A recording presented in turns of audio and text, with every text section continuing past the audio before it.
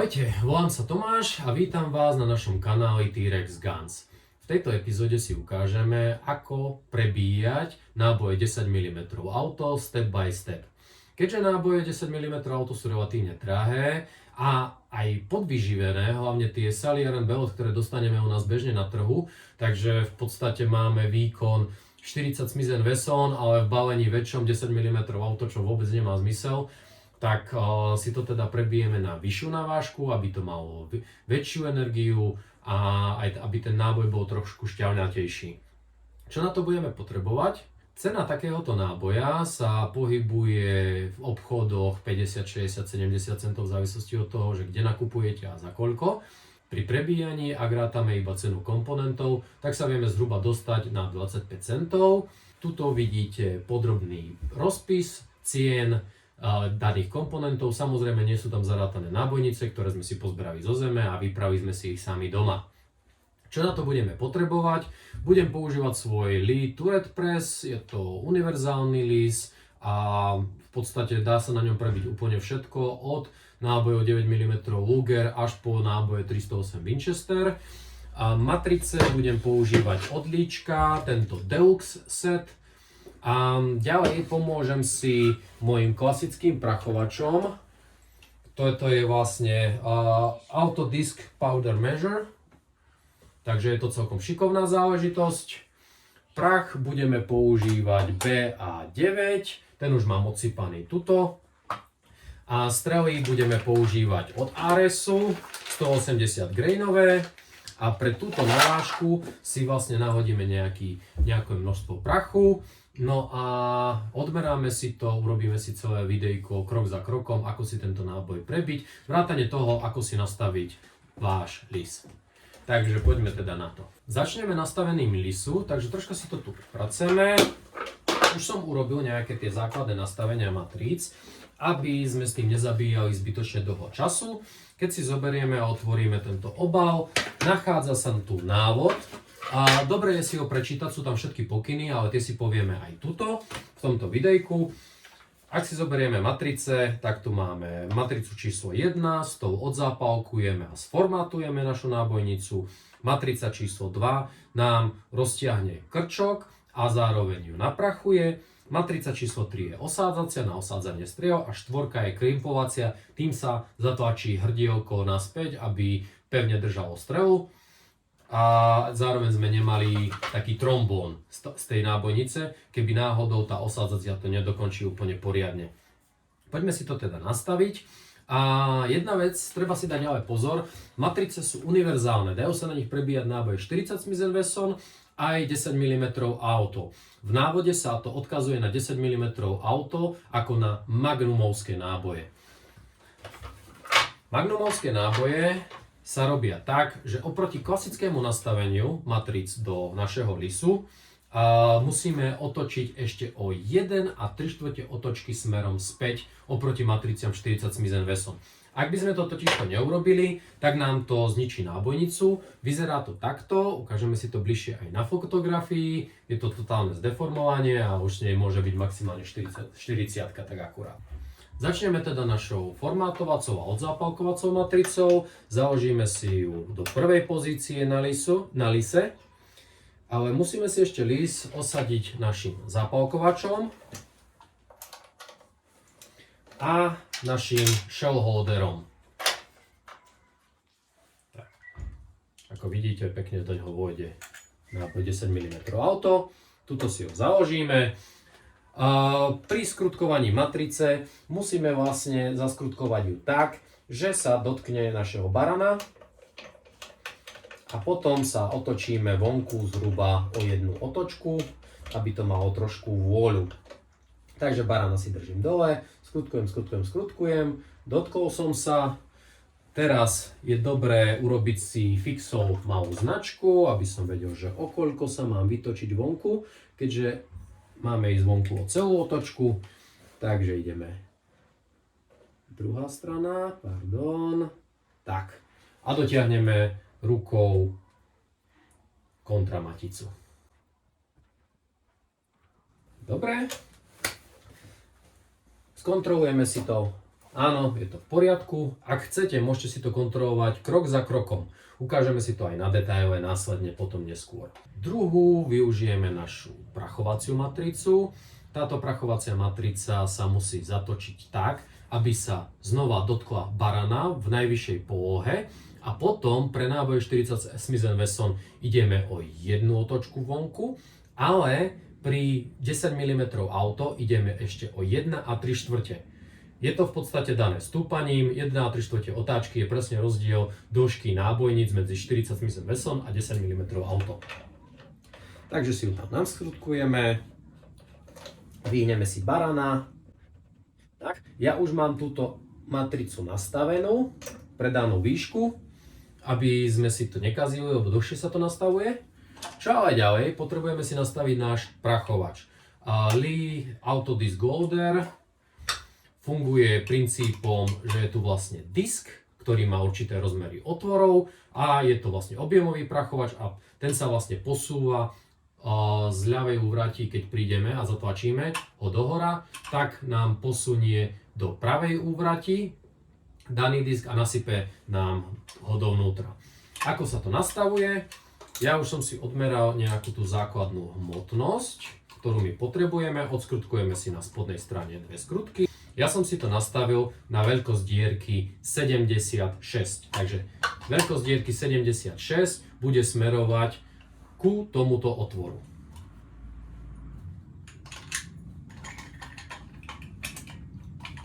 A teraz si to zmontujeme. Ak chceme pridávať, máme k dispozícii okolo tej 76, máme ešte tu 82 a 71.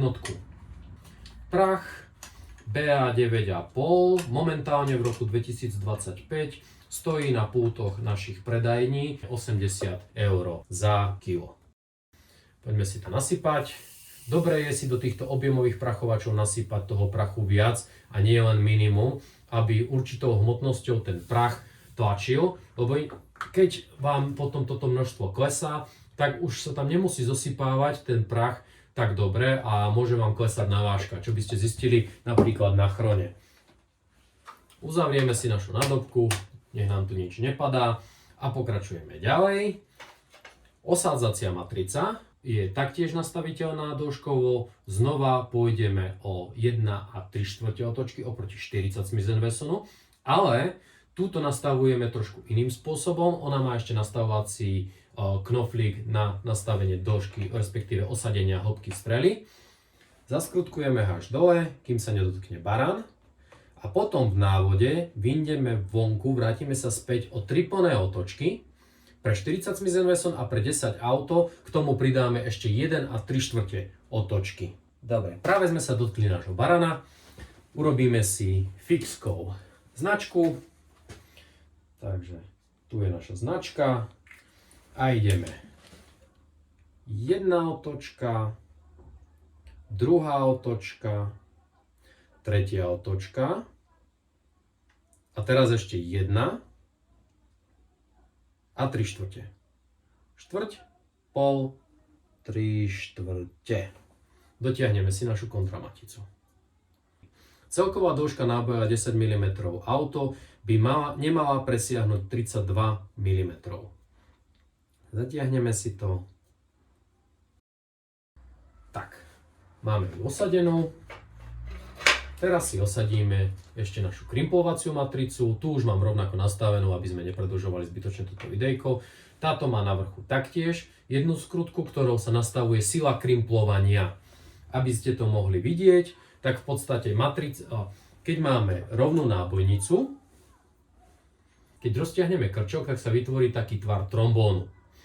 Potom ju potrebujeme skrimpovať, takže buď ju spravíme s nej rovnú rúrku, ktorá ide rovno, ale je dobré zaškrtiť tú strelu, drží pevnejšie, nevypadne sama od seba a zároveň jemne zvýšime tlaky v náboji, takže trocha šetríme daný prach. Krimpovaciu matricu si už nastavíte sami podľa toho, ako silno chcete krimplovať. Štandardne sa to robí s obyčajným nábojom, ktorý máte k dispozícii. Osadíte si ho dovnútra, až pokiaľ ten originálny náboj necítite, ako je hlboko osadený.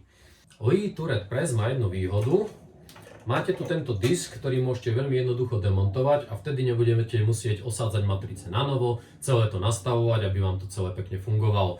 Kúpite si takýchto diskov niekoľko, cenu môžete vidieť pre rok 2025 tu. No a potom už len premontovávam svoj prachovač a prehodím samozrejme na shell holder a v podstate viem veľmi rýchlo prehadzovať ráže týmto spôsobom, hlavne tie, ktoré robím veľmi často. Takže nám stačí ho založiť a otočiť. Teraz urobíme si maličkú prípravu, vysypeme si teda naše strely od Aresu, ide o 40-180 FPBNG EPRX. Takže sú nafarbené práškovou farbou zovšade, okrem spodnej strany, čo má za následok trochu vymenia. Dám si to do našeho, tuto mám už pripravený kraklík, aby sa mi to ľahko bralo. Nábojnice mám vypraté a ešte si nasypeme do našeho tohto zápalkovača, si dáme zápalky. Zápalky si nasypem do tohto držiačika. On má takéto vrúbky, ktoré nám umožňujú to, že sa budú otáčať zápalky. Potrebujeme ich mať otočené touto kovadlinkou smerom nahor. Si to celé vysypem. Teraz tým celým budem takýmto spôsobom triasť. Skoro všetky sa nám pretočia.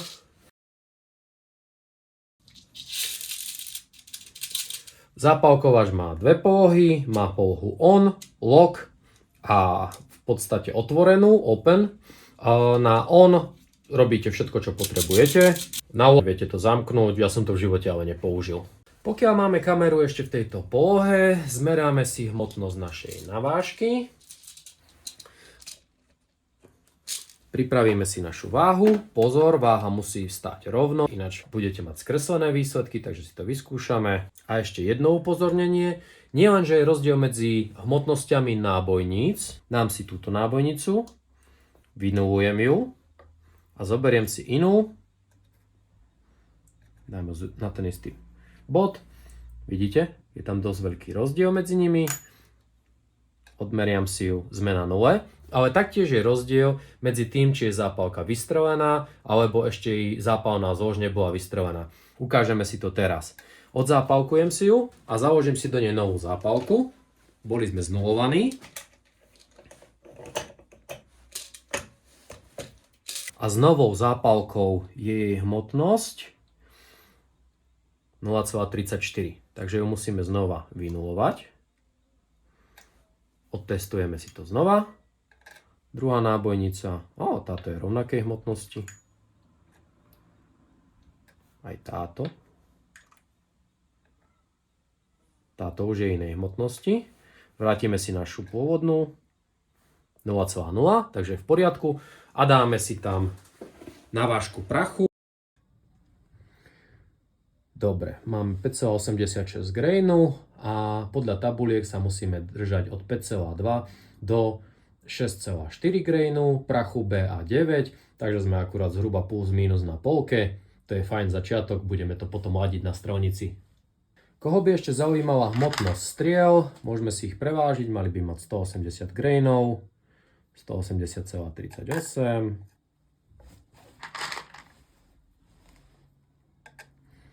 180,24, 181,06 dokonca. Teraz si ukážeme kompletný proces z detailu, ako to funguje. Založím si teda svoj zápalkovač na tento stojanček. A niekedy je tu dosť veľký výškový rozdiel medzi plne vysunutým piestikom. Takže keby vám sa zle otáčali zápalky, ja som to riešil tým, že na mojom 9 mm zápalkovači som si túto odobral z tohto materiálu a tým pádom celý zápalkovač poklesol trochu nižšie, čo mi urobilo spoľahlivejšie osadzanie zápalok. Poďme teda na to. Zoberieme si vypratú nábojnicu, ktorá ale ešte nie je odzápalkovaná. Založím si ju do našeho shell holdera, ale ešte predtým vám ukážem, ako ten list funguje. Jeho natáčanie je robené automaticky, riadi ho táto tyčka s týmto závitíkom, ktorý je tu. Má to ale jednu nevýhodu, v tejto čiernej časti sa nachádza taký malý plastový štvorček, ktorý sa počase vyšúcha a potom už riadenie nie je presné.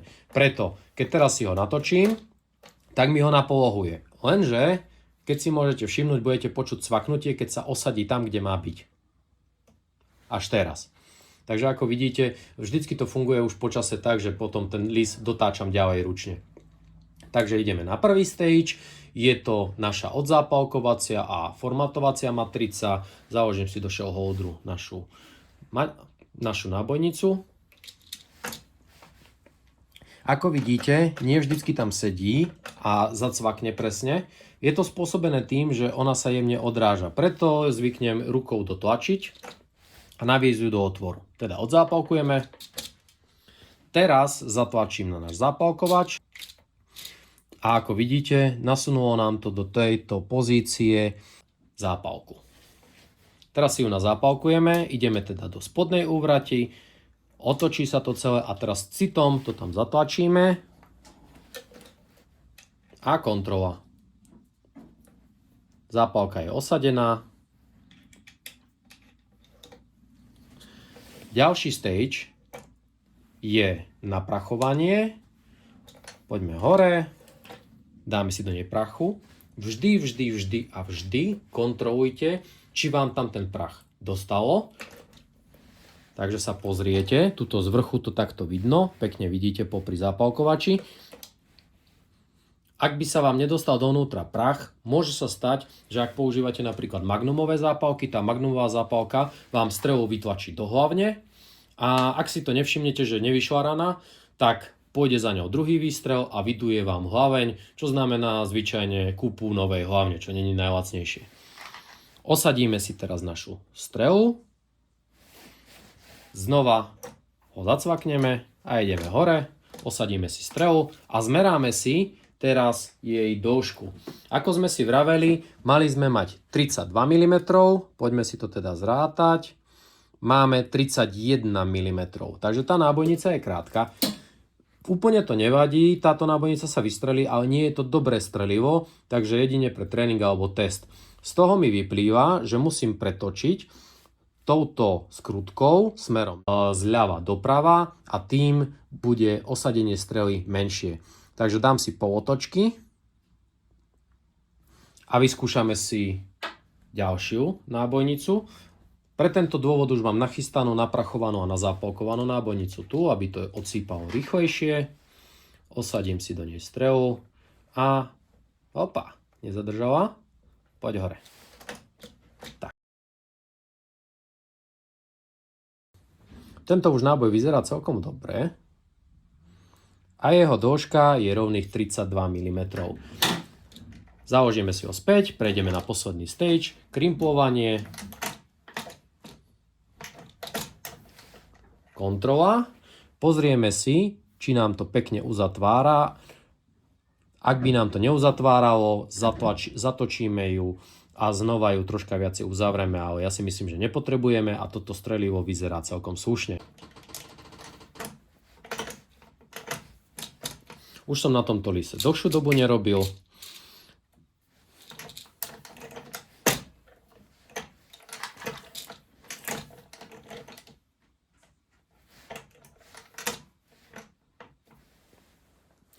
Otočilo nám strelu. To nám hovorí to, že máme slabo otvorený krčok. Teda mohli by sme potom tým pádom si túto časť zväčšiť. Keď ju zaskrutkujeme nižšie, bude nám tie nábojnice otvárať trocha viacej. Ak by sme to totižto nespravili, môže nám strel zahryznúť do nábojnice a potom nám bude časť jej obvodu trčať tu.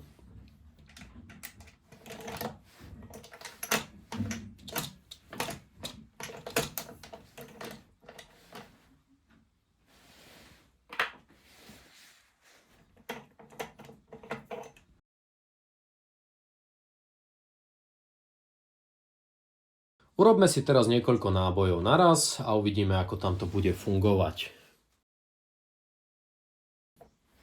Ako ste si mohli všimnúť, teraz nám otočilo zápalku zle. Je to tým, že sme neupravovali ešte ten zápalkovač. Takže v najbližšej dobe by sme sa tomu mali povenovať.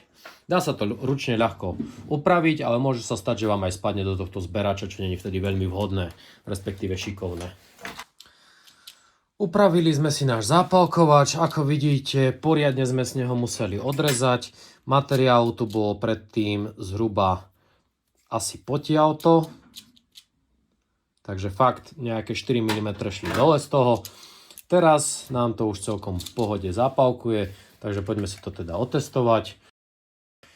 Poďme si teraz urobiť aspoň 5 nábojov, aby sme videli, ako to odsýpa. Dúfam, že už máme všetko nastavené, tak ako má. Najväčšia patália je vždycky s tým ručným zápalkovačom, ale je to lepšie ako zakladať dovnútra zápalky po jednom a rukami.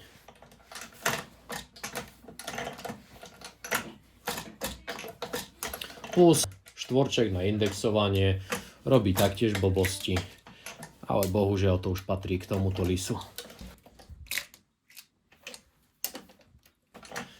Ale keď sa s tým človek vyhrá, tak to potom ide od ruky.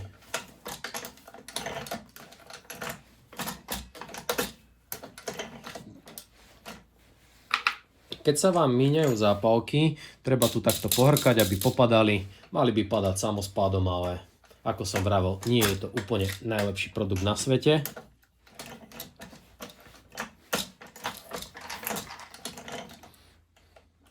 Dúfam, že to vidíte všetko poriadne.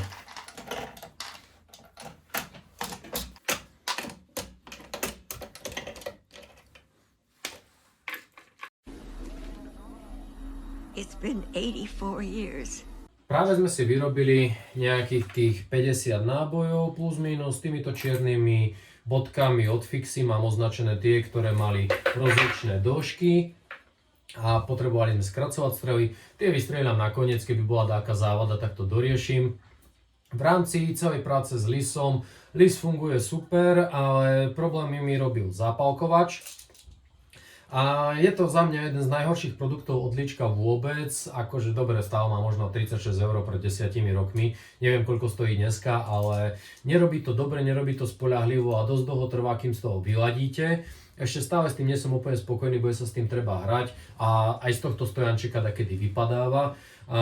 Takže zberáte zápalky po zemi, ale vždycky je to lepšie ako zakladať ich tam ručne po jednom, lebo robíte trocha produktívnejšie.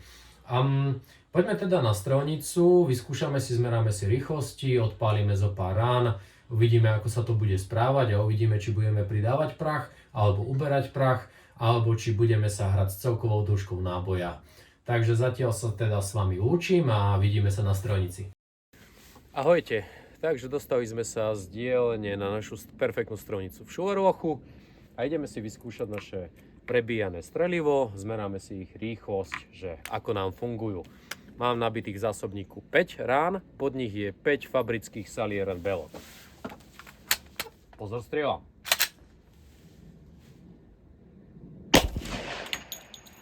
...330,9, 329,4, 329,4, error. Ešte tam máme poslednú. 331,5. Teraz prejdeme na fabrické Salier & Belloty. Zmeráme si tie 180 grainov.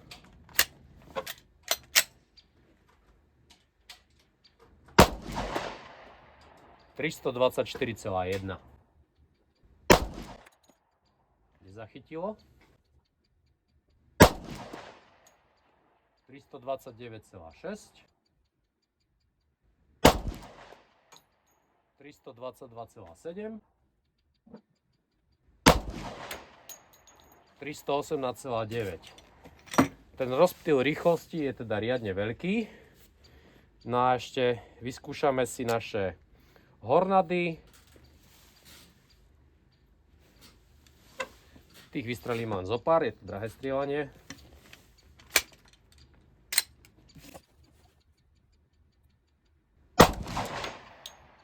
...362,6.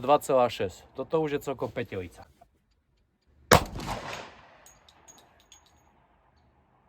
296,3, to sa mi nezdá.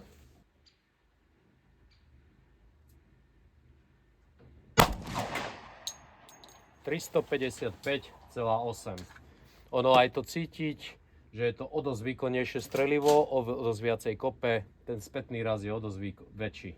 Otestovali sme si teda práve naše rýchlosti, najpomalšie zo striel boli, tak ako sme aj predpokladali, Serlier Beloty, originál 180 grainové, ich priemer rýchlosti vidíte tu a následne aj ich energiu. Dole pod nimi sú naše Hordady, ktoré boli najvýkonnejšie z toho celého, bolo to cítiť, tá rana do zápestia bola o dosť väčšia a cítil som ten výkon toho streliva. Naše doma prebíjané strelivo sa správalo dobre a ten výkon bol oveľa vyšší ako u Belotov a sú v našej tabuľke ako posledné. Samozrejme, bol to náš prvý nástrel funkcie daného streliva a že či funguje. A ja som s tým celkom spokojný na prvý raz.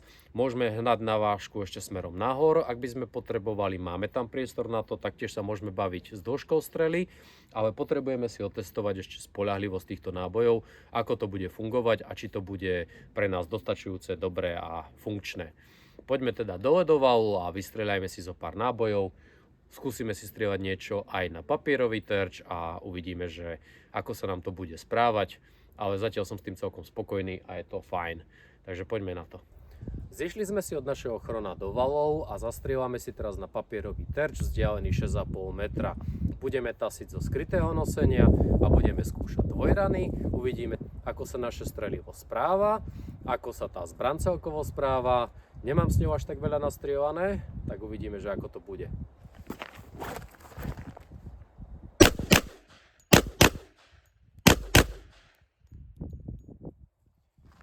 Prvé dve rany som strhol, potom som si upravil polohu prstu na spúšti a všetko ostatné bolo v alfe. Splity si zmerám a uvidím, že ako to bolo. Tak poďme na... Koľko máme ešte rán? Vyskúšame si aj nejaké železo. Vyhodnotíme si zásahy na terči. A po vytasení som vedel, že mám zlú polohu prstu na spúšti a rovnako aj, že som to zle chytil, čo vidno na mojim prvým a druhým zásahom. Upravil som si teda tú polohu prstu na spúšti pri druhej dvojrane a tá putovala sem a sem a tretia dvojrana putovala sem a sem. Ako aj vidíte, všetky zásahy okrem tohto prvého idú na plocho. To nám znamená, že strela je destabilizovaná v hlavni a na 6,5 metra to ešte za čo zasiahnete, ale na väčšiu vzdialenosť už netrafíte možno ani vráta od stodovi, keď budete strieľať z vnútornej strany. A myslím si, že budem musieť vymeniť tieto Aresové strely za nejaké celoplášte. Možno by to fungovalo dobre, ak by som šiel s prachovou návažkou na spodnú hranicu, ale ja som práve že chcel ísť ku strelivu, ktoré je výkonnejšie a zvyšovať tú prachovú návažku. Takže toto asi cesta nebude, možno tak maximálne na tréningové náboje, no ale uvidíme. Ideme sa s týmto strelivom ešte pohrať na železo a trocha si ešte zastrieľame. Ako vidíte, naše strelivo má perfektné výkony na chrone, je to lepšie ako Serlier Belot, ale tieto strely od Aresu veľmi nechutia polygonálnemu vývrtu, sú strhnuté v drážkach a letia na plocho, čo znamená destabilizáciu strely a teraz sme strieľali na 6,5 metra a bolo to dosť slabé. Budeme musieť vymeniť strely za nejaké celoplášte a myslím si, že to bude cesta a to bude lepší spôsob. Poďme si teda ešte zastrieľať len tak pre zábavu, lebo s týmto strelivom nič, len sa zabaviť a uvidíme, že čo a ako. Strelím si teraz moju typickú tréningovú situáciu, zostalo mi ešte zo pár nábojov, veľa z nich je nevydarených, ako vidíte tu je napríklad hlboko zalisovaná strela, takže očakávam nejaké závady, bude to zaujímavejšie, v jednom zásobníku mám viac nábojov, v druhom menej, takže budem nútený prebiť v určitej časti a budeme tasiť zo skrytého nosenia, toto je vlastne konfigurácia, kde tu aj zbraň nosím bežne, takže mám na hrudi púzdro so zbraňou, tu mám batoh, chodievam s tým takto na turistiku. No a situácia bude takáto, z každého boxu budem povinný zasiahnuť dvakrát daný terč, s tým, že budem striedať tieto boxy a uvidíme, troška sa zabavíme. Zabudol som ešte jednu vec, budem simulovať, že niekam kráčam, takže keď si poviem, že tasím tú zbraň a potrebujem ju použiť, môže to byť aj mimo boxu, ale hneď po prvom výstrele bude mojou úlohou okamžite zabehnúť do boxu a odtiaľ páliť ďalej. Takže poďme na to.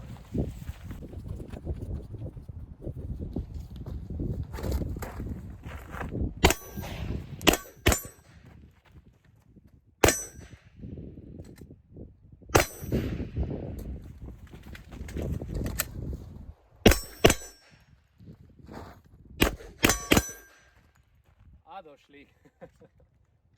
Rana istoty. Pozerám, že veľký výkon troška ubližil aj našemu pupriku. No, keďže už nemáme žiadnu muníciu, tak vyhlasujem tento strelecký test za hotový. Sme s ním celkom spokojní, strelivo nám fungovalo celkom dobre. Tento náboj som ale ešte nikdy neprebíjal, takže bola to pre mňa prvotina od nastavenia našich matríc až po strelecký test. Výkony náboja boli veľmi uspokojivé, jeho presnosť už bohužiaľ v tejto zbrani nie je až taká dobrá, lebo ako ste videli, strhávalo nám to v drážkach a leteli strely na plocho.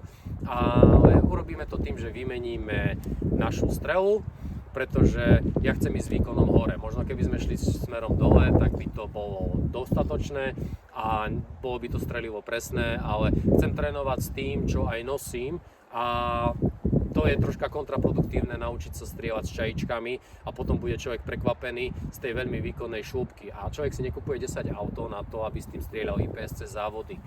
A jedna malá ešte rada ku záveru. Ak by ste doma nemali chrono a nevedeli ste si zmerať rýchlosť strely, to, že preženiete ten výkon streliva, zistíte na základe toho, že budete mať vyfúknuté zápalky a taktiež spodná časť nábojnice sa začne nafúkovať. To už bude znamenať, že pri vyťahovaní náboja z komory máte stále vysoké tlaky a to už je pre vás nebezpečné, takže vtedy choďte s prachovou navážkou dole.